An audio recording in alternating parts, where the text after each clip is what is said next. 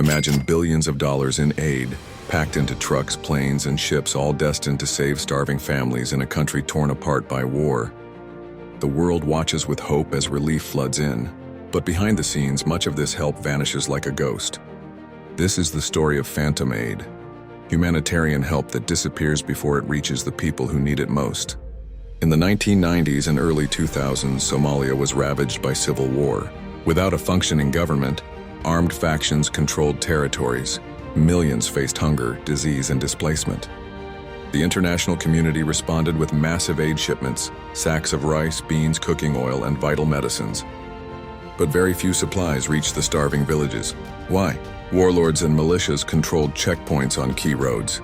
They demanded bribes or seized supplies outright. Some aid was sold on black markets, funding further conflict. Others rotted in hidden warehouses, never distributed.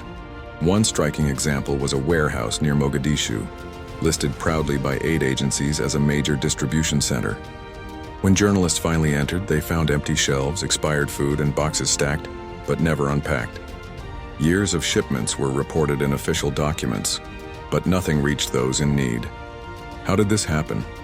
Aid organizations faced impossible challenges: lack of security, corruption, and sometimes inefficient local partners. Donors tracked aid by shipments sent or money dispersed, not always by actual delivery to people.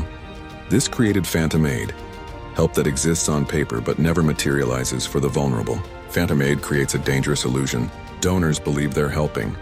Agencies appear successful, real suffering continues. This false progress slows reform. The term Phantom Aid became widely known through reports in the early 2000s, showing that up to 40% of aid was lost to administrative costs, tied aid, or diversion. Phantom Aid isn't unique to Somalia. It's a global challenge seen in Sudan, Haiti, and fragile conflict zones worldwide. Today, efforts to fight Phantom Aid include better tracking with GPS and blockchain, working with trusted local groups, and giving cash transfers directly to people to reduce corruption. Phantom Aid is like a ship sailing into the night loaded with hope, but its cargo lost in shadows of war and corruption. Understanding this helps us build better systems so aid truly reaches those who need it most.